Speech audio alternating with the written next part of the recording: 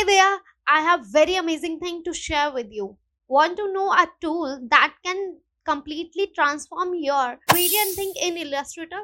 Then let's get started. Okay, here. Let's create a simple design. Draw a rectangular as your background and then place a circle on top of it. I'm going to use a base color for both of these shapes. Now here's where the magic begins. Head over to the left toolbar and find the gradient mesh tool, or just press U to activate it quickly. Select the background rectangle and I'll pick a color from my palette to apply. With the gradient mesh tool still selected, click anywhere on the circle to add mesh points. The amazing part of the tool is that each point can have its own color. Simply click on a mesh point, use the color picker to change its hue. The beauty of this tool is each and every point have their own individual color.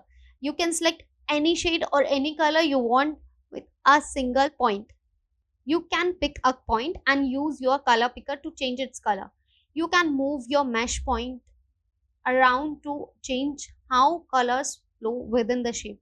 By dragging points closer together, you will get sharper transition. Here you can see. Yeah, this is perfect.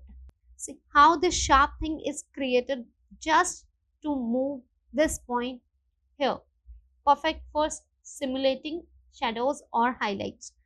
For instance, this technique is perfect for making objects look 3D by controlling the light source. Just have fun with this tool and you will learn very easily. So here we are done with one gradient, but I would like to change this color to the another color, but don't want to go again with this whole mess process. I have a trick. You can see this small single wheel icon here. This pop-up will come and select color theme picker. I'm choosing a color from this background. Here is second gradient, that too without any hustle. More about this color picker tool, then you can check my previous video and you can see the link over there.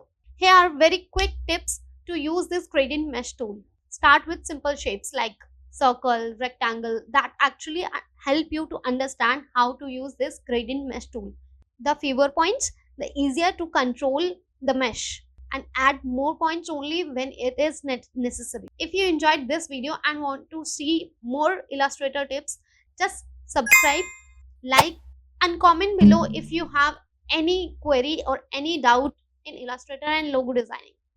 Thank you for watching. Tada!